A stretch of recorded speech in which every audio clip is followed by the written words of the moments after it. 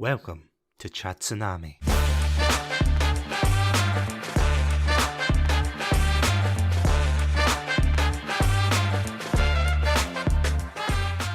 Hello everybody and welcome to another episode of Satsunami. My name's Satsunami and joining me today is a fantastic content creator that you might have seen around. She is the host of the Better Call Daddy podcast. It is none other than the one and only Reena Friedman Watts. Reena, welcome to Satsunami. Thank you so much for having me. I love collaborating with other indie podcasters. Oh, honestly, same. It's the highlight of my week when I see that I've got another indie podcaster lined up and I'm just like, yeah, let's go. Let's do it. But how are you doing tonight? I am doing awesome. And this is the highlight of my day as well. I look forward to it because we're going through the grind. And I am sure that you've learned something that I haven't learned, and I've learned things that you haven't learned. And the best way to grow is collaborating with other people who are doing what you love doing. Oh, absolutely. Because I feel as if that is a misconception for people getting into podcasting. And I've said this in the past that people think, oh, it's just such an easy job. You turn on a microphone and then suddenly, after talking into the mic for several hours, you're going to be famous. You know, you're going to be like a lone island and everything. And it's really not the case, is it? It's not going to be Reena Tsunami after today? Well, we'll talk about it after the episode. Yeah, we'll be in talks. Yeah. You'll hear from my producer. Yes, I've got a red panda lawyer in the corner. I often joke about that, but yeah, he'll be in touch. He'll be in touch.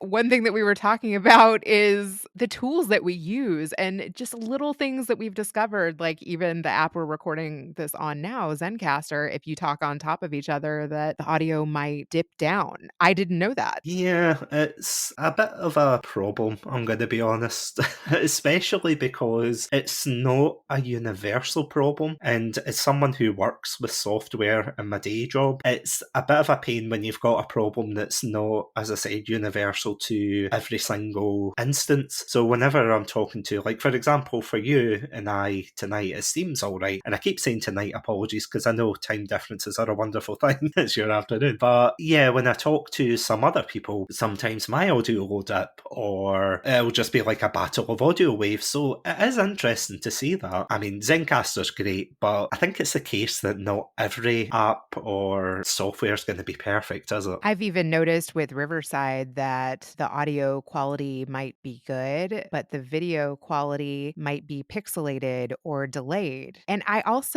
haven't found one tool that does everything I need. So I have found some tools that do one thing that I need, and I'm constantly on the search for how do I integrate those tools. Oh no, absolutely. It's like collecting Pokemon, isn't it? It's like trying to find the right audio editor, the right recorder. It is. It's just trying to get that perfect mix because there are a lot of companies out there, aren't there? And I've kind of noticed this in recent years, and I think it's because indie podcasting especially and in the celebrity sphere, podcasting has had an awful boom in popularity and interest. So a lot of companies are trying to capitalise on it. They're trying to say, come over here, we'll host your podcast, we'll record everything, we'll do this and that. But it is quite tricky. You're completely right. It is tricky that they can do everything correctly. Not only can they do everything correctly, but where are the best content creators doing their thing? And how can we learn from what has been a game changer for them? I want to hear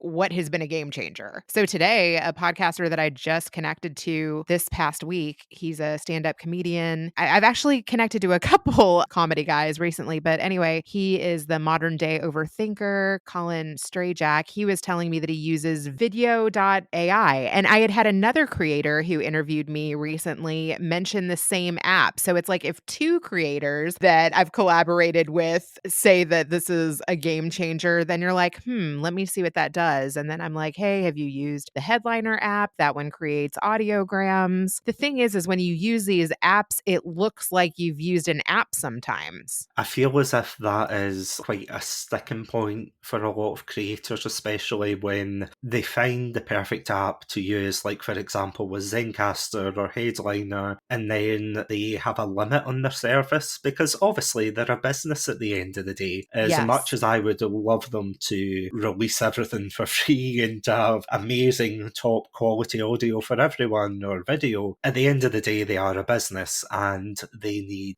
subscriptions in order to keep themselves going, keep the lights on, as it were. But those subscriptions really stack up, because I mean, I pay a subscription for my website, which is powered through Podpage. On the one hand, I am kind of lazy in that regard, because I know I could easily get a free WordPress one, but at the same time, there's also that sticking point of Podpage being integrated with your feed, being able to pick up your episodes and everything. It's just so much handier. But I think if I had to pay for Podpage, and then I had to pay for Headliner, and then I had to pay for everything else, it's stacking one on top of the other. And at this kind of level of indie podcast creating, like, I wouldn't say, as much as it pains me to say, I wouldn't say I'm at that level of professional podcaster, as much as I would like to think, and dream about it. But yeah, it's quite an expensive process if you're going for all the top things. Do you think that puts off a lot of new creators that want to get into podcasting, that they think they have to subscribe to all these services? That's a great question. I would say that I think a lot of new podcasters don't think about all of the expenses going into it. And if they did, it might hold them back from actually wanting to pull the trigger. I think that for me, there were so many reasons why I wanted to podcast. One, I had a lot of connections from my TV days that I still wanted to keep in touch with. And like you said, have casual chats with, have casual conversations with, that I thought people might want to be a fly on the wall for. So that was one reason. Two, my dad has always wanted his own show. He's a total character. I felt like we had a special relationship and I wanted to share his wisdom with the world. What's funny about that is that not only have I been sharing my dad's wisdom with the world on our Better Call Daddy podcast, but every time we have on a guest, they're sharing their wisdom with us. And it has, I feel like, given my dad something to look forward to. It's given me special time with my dad, and it's upped our wisdom rating by doing it together. So I think, don't think too much about all of these add-ons. There's ways to do it inexpensively. I had a Yeti mic for definitely the first year. That thing was like $100. Now I've upgraded my computer. I've upgraded my mic. I'm working at a radio station one day a week to expand my reach. I've joined a podcaster network. I'm doing some affiliate sales. These things add on over time. Don't get too caught up in, oh my God, I got to be on YouTube Shorts. I got to have video. I got to have the best graphics. I got to have the best templates. I got to have a professional editor. Those things you can add on one thing at a time gradually. Because I have to say, I think being on all these apps has taught me in particular a very valuable lesson, that although part of what you're putting out there, especially at the beginning as an indie podcaster, part of it is hard work.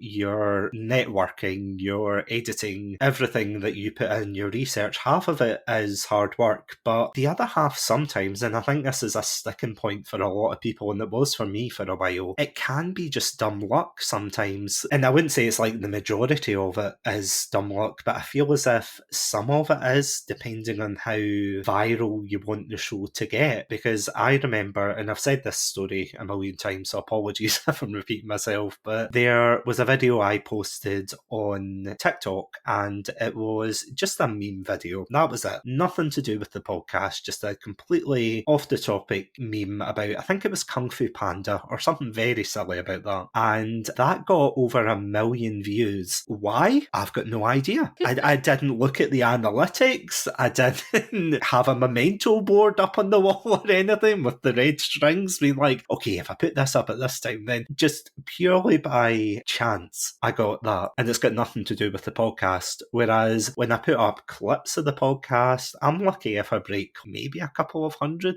views, if that. That's the thing as well. And again, I'm not saying for people to give up their dreams and be like, oh, well, if it's down to luck, then what's the point? It's one of those things that sometimes you get lucky and you can get on people's radars. But What are your thoughts on that? I think hard work, dumb luck, and it's an artistic expression. So that's why, even regarding the apps that can create audiograms for you, if you select what was most important to you from the episode and you create a meme out of it, I feel like that's fun for you. That's an artistic expression for you. And that might hit. Like you might find your people better that way because you're being yourself. What do you think about that? I feel as if, and this isn't limited to podcasting, I have to say, because before I got into podcasting, I did Twitch streaming during the pandemic in 2020. One of the things that I do find is that a lot of people who go into these content creation endeavours, they don't go in it for the right reasons, if that makes sense. They don't go in because they want to put their voice out there. For example, with your podcast, you have such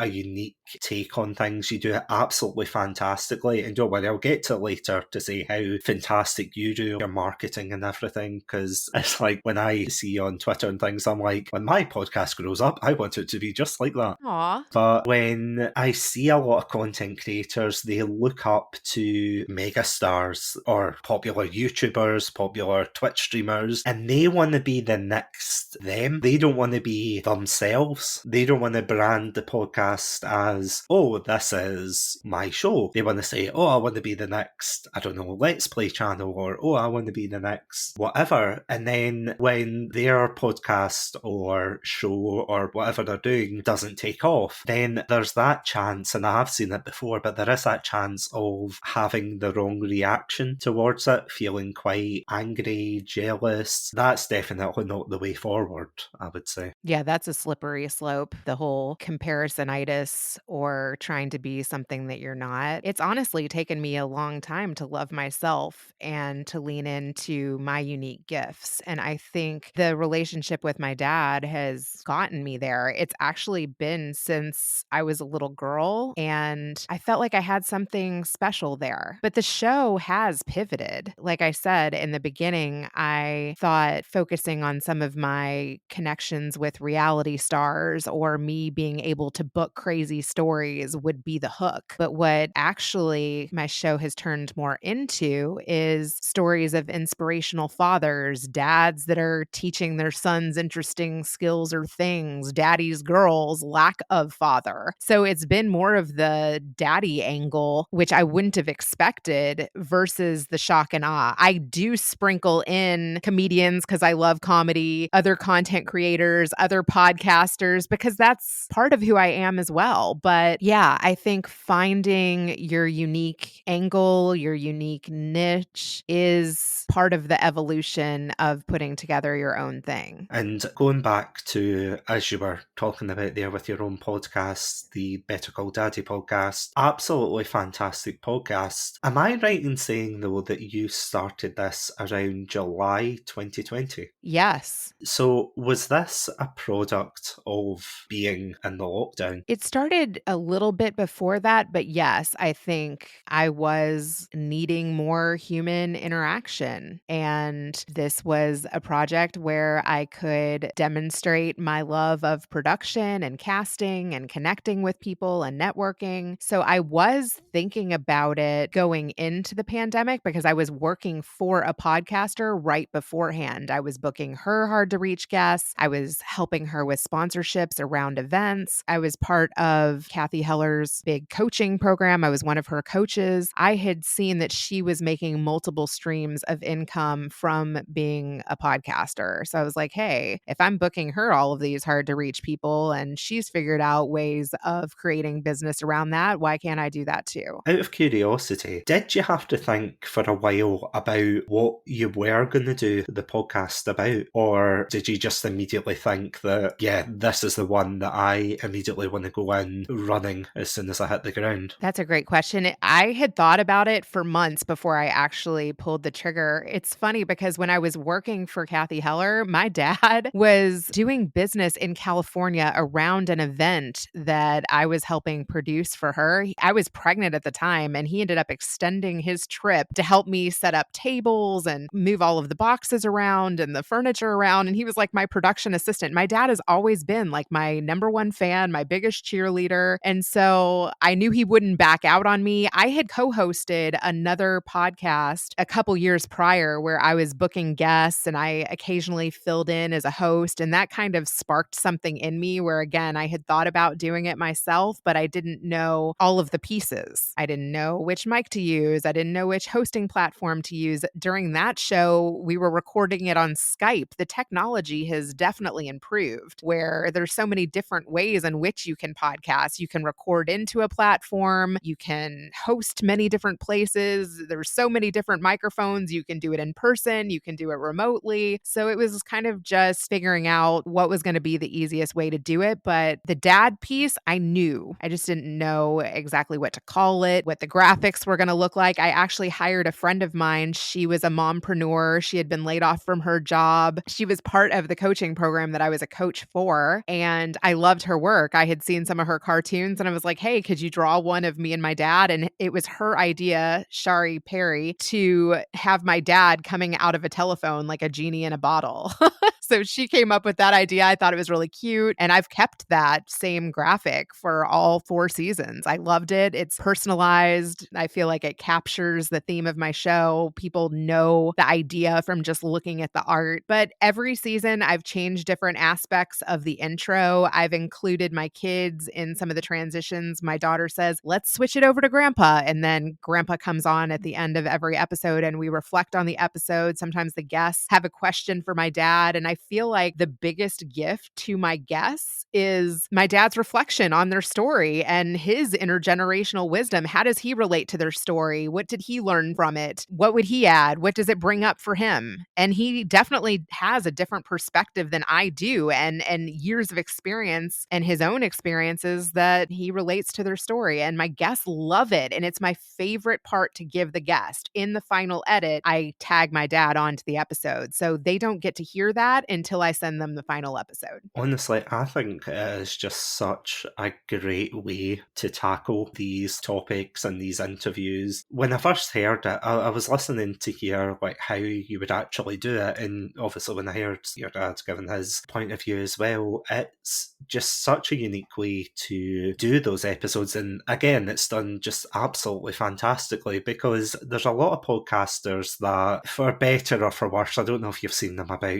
podcasters that they just want to hear their own voice at times. They want to be the central authority about whatever they're talking about, and when they've got a guest on or whatever, they'll try to say, oh, I believe this, I believe that, what do you believe? And then they kind of just like cut into that. But I do think it is fantastic that you are not only listening to your guests, but also bringing your dad in to have, as you said, that extra generational input. Yeah, I've, to be honest, never so much wanted the spotlight. Actually, putting myself in front of the camera has been a big challenge for me. I prefer being behind the scenes and worked behind the scenes for years. But I felt like now for content generators, you need to be in front of the camera so people know, like, and trust you factor. And so this show has given me a platform where I can inch my way into that. And with the support of my dad, I can be myself best. So I think that if you're starting a podcast, one, guest on other people's shows so you get comfortable in sharing your story and you kind of figure out what other people want to know about you and the questions that people might ask about your life and your story. And two, collaborate with people that see you in the best light, are going to make space for you, and are going to make the conversation easy where it doesn't feel scripted, it doesn't feel tense, and you can share in a vulnerable way. No, I would completely agree with that because I feel as if one of the, maybe pitfalls is the wrong word, but one of the issues some new podcasters or content creators might have with collaboration is not getting the right fit for who they're collaborating with. I remember when I just started out and I was gaining a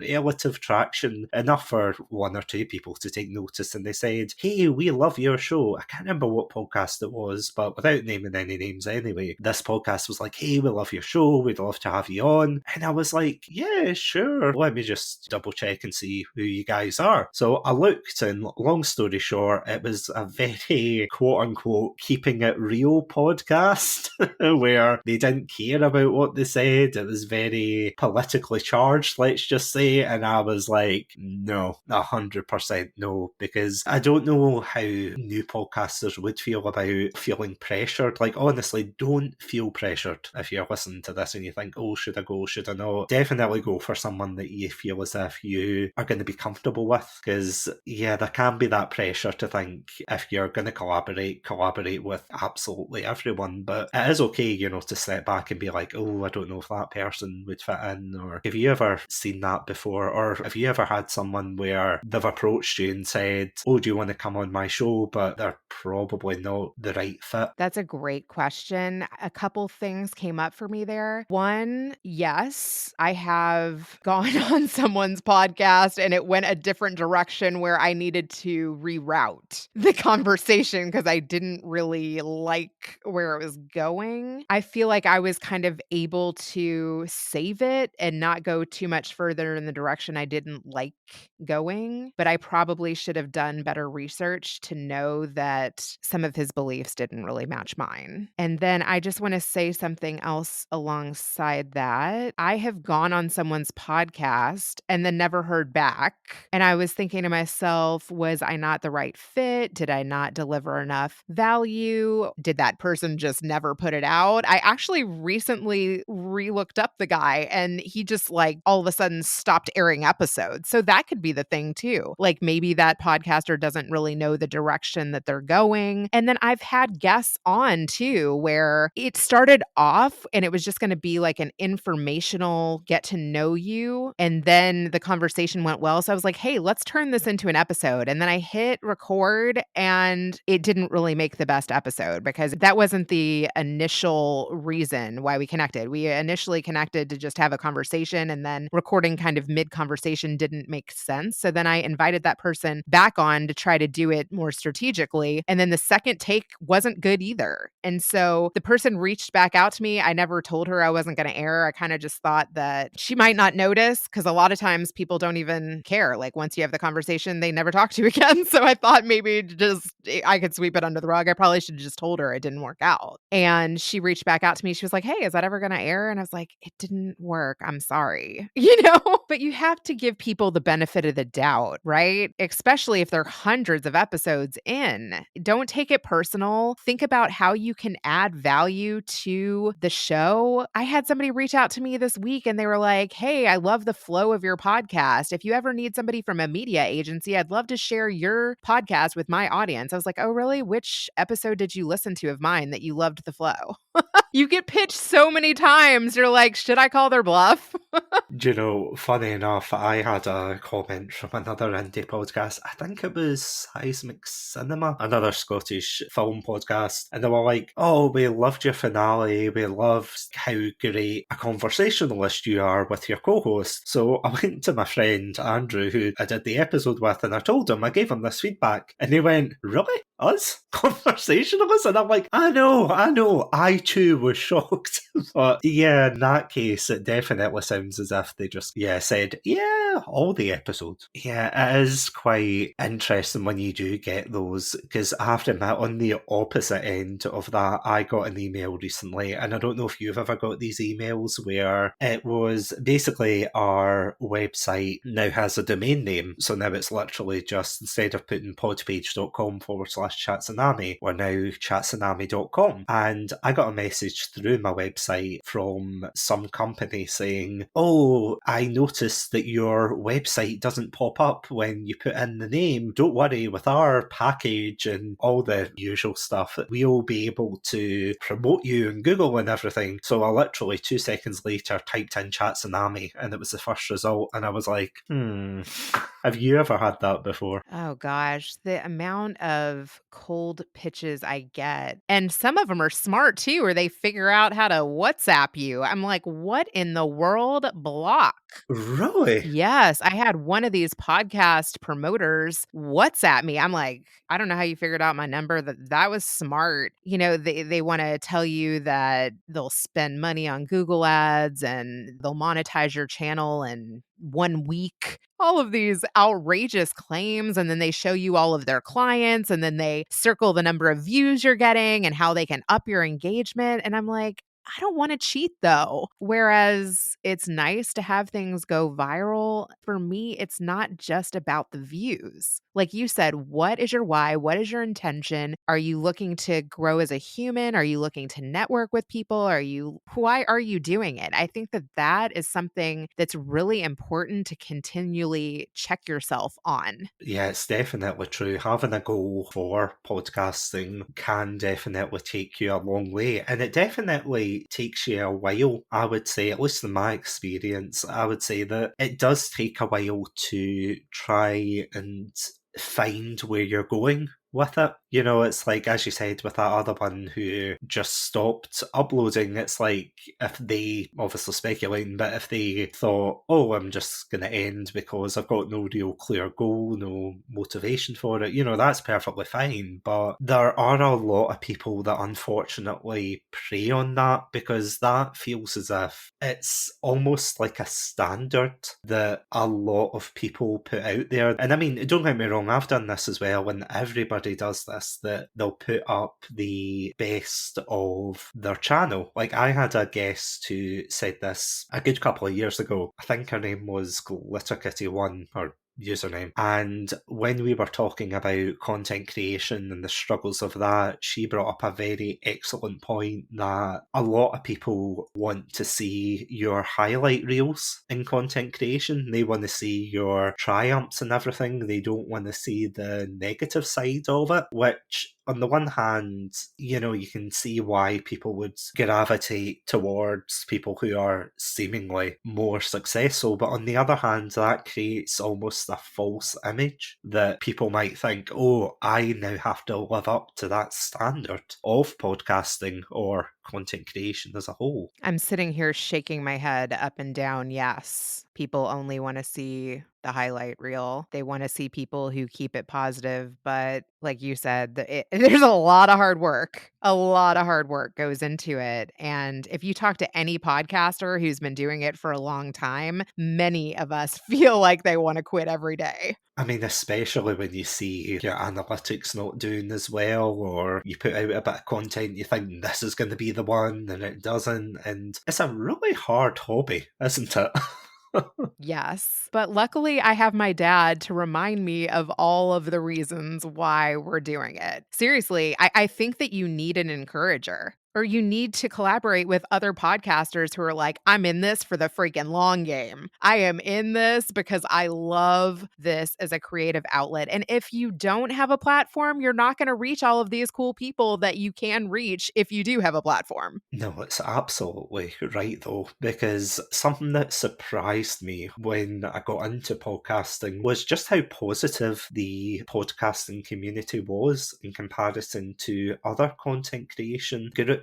Would you say there's a difference between the positivity of indie podcasting versus maybe other areas? Yes, definitely. Although, once some of these podcasters get on a network and they are getting tens of thousands of listens per episode, I think that the ego comes into play where even though other people have made their dreams come true, a lot of podcasters start weighing, are these new indie podcasters worth their time? Out of the 327 or so that I have aired, episodes that I've aired, I've only had a couple of people be like, so how many downloads are you getting? And truthfully, that varies per guest and per how much the guest shares, or whether that guest has an email list, or whether that guest is going to promote too. That definitely comes into play. Yeah, marketing's a pain in the backside, isn't it?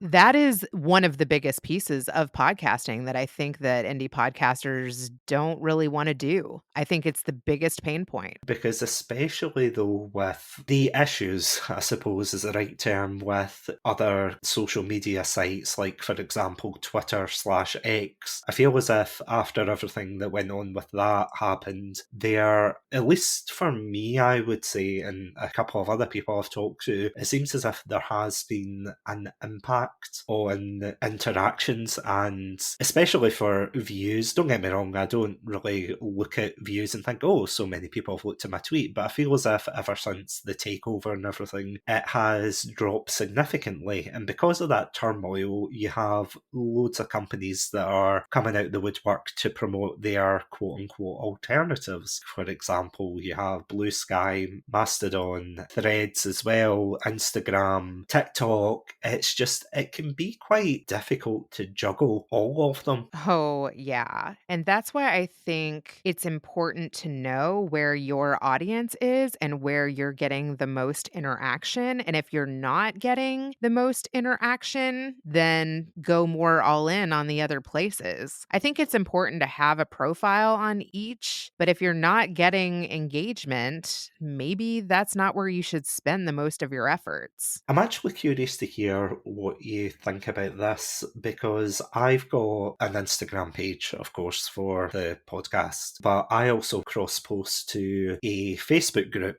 Like, I literally just post it to Instagram, I automatically post it onto Facebook, but I barely get any interactions on Facebook. I might get one or two, but it's not really where I'm putting my eggs in the basket, as it were. But I feel as if there is that kind of, and I think it was something we were talking about earlier, it's that almost pressure that you need to be visible everywhere. Because something that you brought up earlier that I just want to touch on, when you talked about how you're doing a lot more video episodes as opposed to just being behind the mic, I completely relate to that, because for the longest time, I've been very self-conscious about myself and thinking, should I put myself out there? Should I just keep myself hidden behind the Red Panda avatar? Because at least for me, being behind the mic and being behind the camera means that the Red Panda and Satsunami is almost the symbol of the podcast. Like, when people look at the podcast, they're going to think, oh, it's Satsunami, it's about this, it's about that, but they're not going to necessarily associate it with me, if that makes sense. Like, I don't want to be the glory hog. It sounds contradictory, doesn't it, that I'm saying as the host of a podcast, I don't want to be the focus of my own podcast, but I feel as if with everybody coming on, I want them to almost have that shared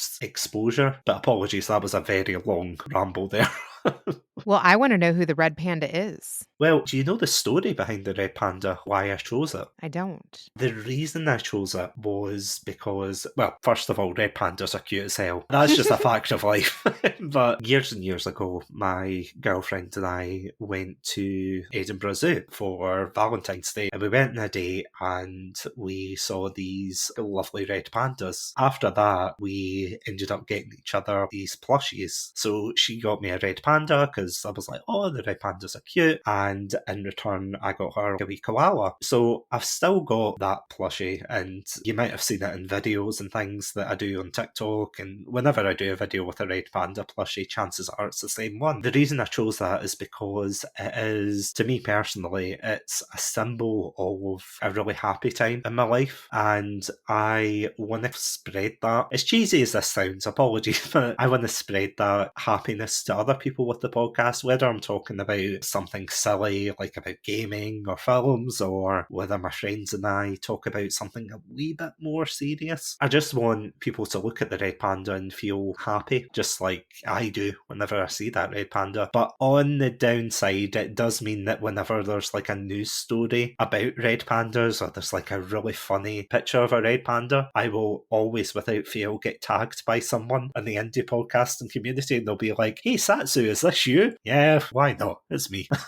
I feel like maybe you can play that up more. If people are associating you with it, yeah. Don't get me wrong, I'm absolutely delighted that people do that, because it's almost like a Pavlov reaction that now whenever they see red pandas, they're starting to think of Satsunami, which, don't get me wrong, red pandas, as far as I know, aren't as common walking around, but when they do pop up, it is quite impactful. And that is actually something that I'm quite curious to hear your thoughts on, just about branding as a whole, because do you feel as if that's another issue that new podcasters have when they come into podcasting? They want to try and be popular, but their branding isn't as stellar. Oh, yeah. Branding is an evolution too. One really just easy tip that I started doing in the beginning is if you have a headshot that people know you by, you need to have that same headshot on every platform. Just like you have the red panda and people know you by that. What do people remember about you? And I experimented with from season to season, changing my colors, changing my graphics, but people get attached to the original. People get attached to the red panda, right? So I actually think switching up my graphics too much made it a little bit less recognizable. So I think just stick to the basics. Start with if you have one headshot, make sure it's on LinkedIn, make sure it's on Instagram. Are all of your names matching on every platform? My Twitter name was Reena. So then I was like, I should make it Reena Friedman Watts, the same as LinkedIn, the same as Instagram, the same on Twitter.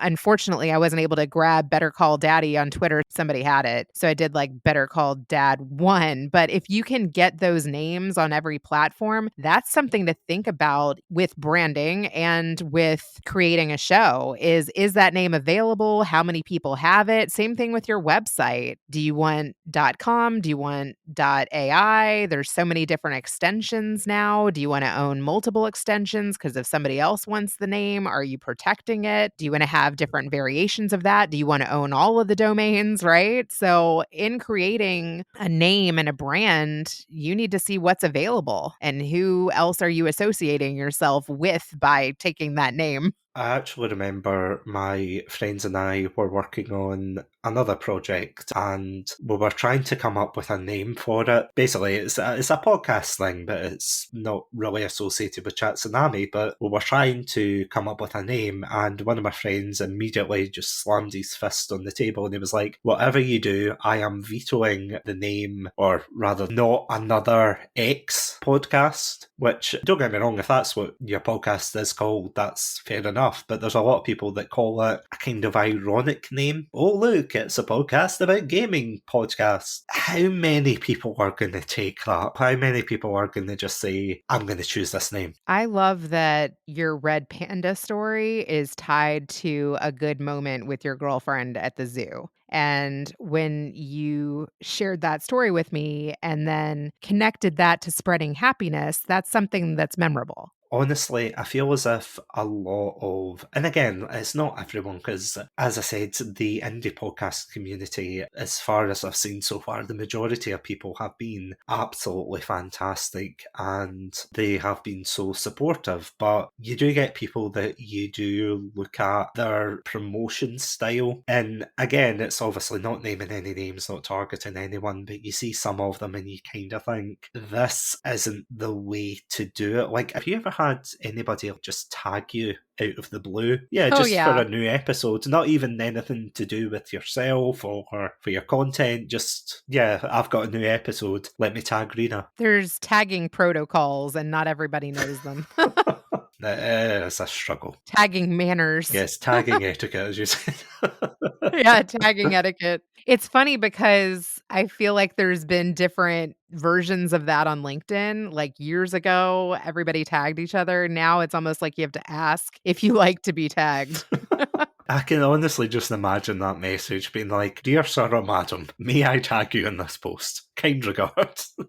Hey, try it. That could mix things up. I'm just still thinking about Rena and the red panda. Maybe you could make graphics with your guests with a red panda. I know that's like extra work, but maybe you could create a template like that where you just have like a split screen of if you don't want to show up on the graphic. the guest with the red panda, I think is fun. How can you play that up even more? How can you get more of your audience to associate you with spreading happiness and red panda? Well, funny enough, when I started the podcast, we did the first 50 episodes live on Twitch. And what I used to have was it was like a picture of the red panda. I'll need to show you it sometime. Fantastic image. But it was a picture of the red panda sitting behind a desk, and there would be a big screen right beside him, and there would be a big thing that said today's topic, and then underneath it would just be like a blank screen that I could put people's images in or things like that. For the longest time I did start using that, but then the more and more the podcast went on, I think by the time the 50th episode aired, and that was like the last episode we really did live before we transitioned into recording them off air, as it were, there was that. And for my podcast art, I've got two absolutely fantastic artists that do them. One of them is a guy called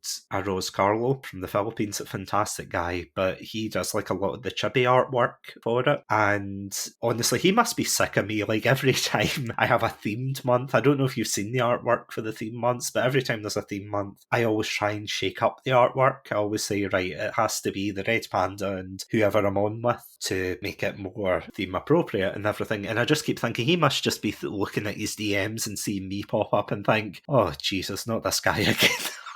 The only other thing that I did think, and I haven't had a chance to use it yet, was I thought, how do I get one avatar to kind of fit all? And I had this idea of an avatar where it was just like this kind of robot with a kind of TV head. And then I thought in that way I could have the name of the person in the box. So, for example, like for tonight, we're recording this both in Scotland and America. You know, it's as if you're beaming in or like a guest is beaming in to talk. But I do agree. It's definitely something I do need to capitalise on a lot more. And it is hard, especially when you're collabing with people, isn't it? That you have to not only get the artwork right for yourself and for the show, but you also have to make sure that you're not doing a disservice to the person that have come on your show. Yeah. I feel like my branding is so personalized. Like I've had all of my kids turned into cartoon characters as well. So one of my graphics is like my mom, my dad, and then me, my husband, and all four kids. And all of those cartoons go around the guest's headshot. So that's very personalized to me and my family. And I feel like by putting the guest with my family around them, it's almost like inviting them into my family in some kind of way. I do absolutely love how personal that is, and I do think that's fantastic. But I'm just laughing because, in comparison, I'm looking at my own podcast art, and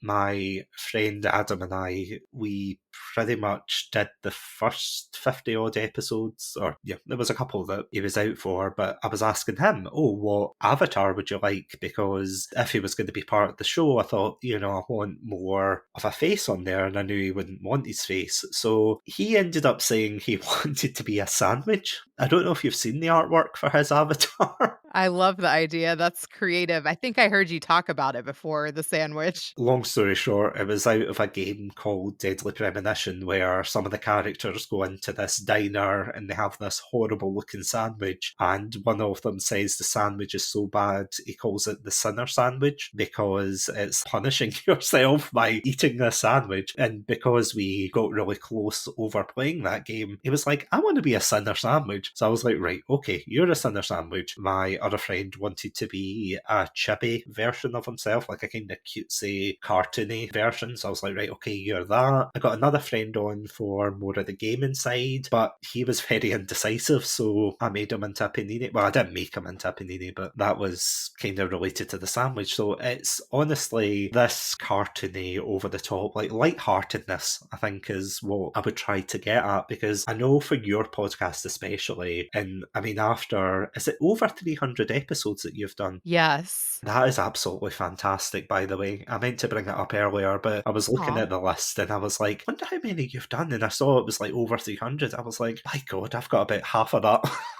You should give yourself credit because that's not easy either. It's an uphill struggle, isn't it? Getting an episode out, yeah. I was thinking about what kinda sandwich would I wanna be, and it's funny because my husband loves to play this game with our kids where when they're little, he turns them into hot dogs, and so he takes the kid and he puts him between 2 pillows, which are the buns, and then he puts relish and salt and pepper, and he puts ketchup and mustard, and then he mixes it all up all over the kid, and then he picks them up in the 2 pillows and eats them like a hot dog. So I guess if I were to be a sandwich, I would wanna be like Rena Hot Dog. You know what? I can't argue with that. That's a good choice.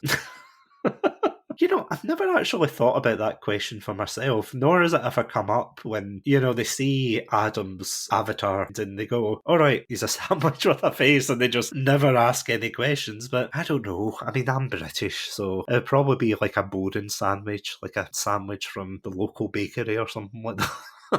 Probably not a baguette. I'm not that fancy yet. Going back to something you were saying earlier, maybe when I get 10,000 plays an episode or something, then I'll just slowly transition into a baguette. But as a kind of closing point, though, as I said before, you have done the Better Call Daddy podcast. You have been absolutely fantastic at branding yourself on Twitter and everywhere else. And am I right in saying as well, you also run a thing called Megawatts Productions? Yes, Megawatts Productions. I help other podcasts come to life. So if you want to start a podcast, I can help you do that. And I really enjoy the entire process from picking out the music to helping with branding to coming up with the guests to being on the recording to packaging the audio ready for broadcast. When I was doing my research for this episode, I was like flicking through the website and I just thought it is just absolutely fantastic what you do, both as a content creator and as someone who supports other podcasters, because you do a lot of supporting, I have to say. And I don't mean that in a bad way, by the way, sorry. Just you really do support a lot of podcasts out there. Thank you. Yeah, it's amazing when you connect with so many other content creators, what can come of that? Just referrals and affiliates and speaking gigs and in person interviews and events and just all kinds of new ideas. That is why I feel like everyone should have a podcast because you will learn a lot about yourself. It's great for business and you will evolve as a human. I would honestly say that before I started a podcast, I was very self conscious about my own voice. I was very self conscious about how I spoke, the way I conducted myself through content creation, especially because honestly, you should see some of the earlier content creation stuff I tried to do. I was really, I mean, I still am into language learning. And before I got into Twitch streaming, I thought maybe I'll try to do content related to language learning. And I did a lot of script reading. And I don't know how you feel about this. Do you feel as if it's harder to read from a script as opposed to something like this, where it's very much off the cuff and it's quite natural? Oh, yes. And it sounds much different. Can you tell the difference in someone reading a script versus shooting from the hip? Oh, 100%. It is like night and day. Some people, don't get me wrong, some people are just that talented. Like they were born with the voice of an angel being like, I have the power to hide the fact I'm reading from a script. But there's some people, myself included, because if you listen to my solo episodes especially, you'll hear that maybe I'm a bit more stilted in the way I say things. I am getting better, but there's definitely that difference between when I do a solo episode where I actually have to effort into concentrating in what I have to say as opposed to bouncing off somebody else. It's definitely like, can you tell when you hear people? Yes, because one of my clients is a completely scripted show. And so even though I help script it, I usually say to the guest, I know you know the questions, I know you know the answers. Please try not to look at the script because I want it to sound conversational. Because, I mean, especially for people starting out, it can be nerve wracking when you want to put out something that's polished and clean and everything. And I do think that is something that people underestimate. It's people don't really realise that it takes a while to get to that level of feeling comfortable. Yeah, that's why I suggest guesting on other people's podcasts before starting your own. I think that's the best order. Get comfortable having conversations, knowing your own story, and just the medium of communicating in this way. But before we wrap up, what advice would you give new podcasters out there? Because as I said, you are, and again, I'm not just saying this because you're on, and I always say this to other people, like I'm not just saying nice things because you're on as a guest, but as an accomplished content creator like yourself, the fact that you've done a great job in marketing and supporting other people, and especially with your own podcast, what is the one key advice that you would give new podcasters coming into the medium? I would say invest in yourself, because if you just want to have the conversations, that piece is hard enough to get good at. So I would say hire somebody to do the things that you don't like doing. If you don't like marketing, if you don't like doing the social media, if you don't like editing, those pieces will hold you up. So find a VA, find an editor, find somebody that can help you with the pieces you don't like doing, and then you can focus on what you do like doing. I had to do that in my own business, but by investing in myself, I got the return. You know what? I couldn't have said it better myself.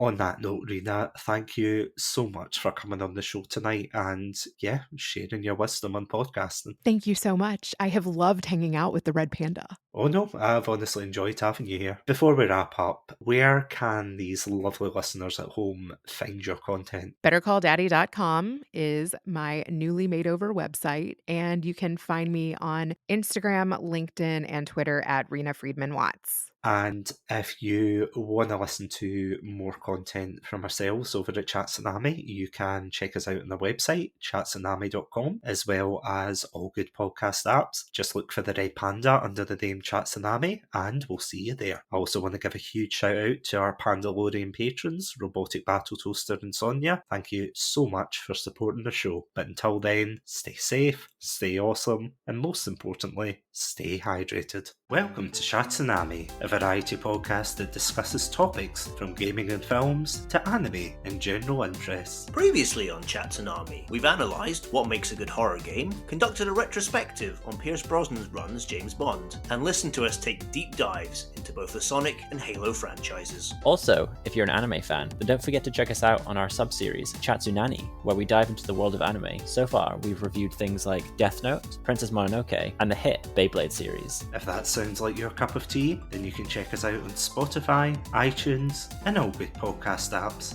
As always, stay safe, Stay awesome, and most importantly, Stay hydrated. This episode is sponsored by Zencastr. If you're a podcaster that records remotely like me, then you'll know how challenging it can be to create the podcast you've always wanted. That's where Zencastr comes in. Before I met Zencastr, I was but a naive podcaster, recording on low quality, one-track audio waves.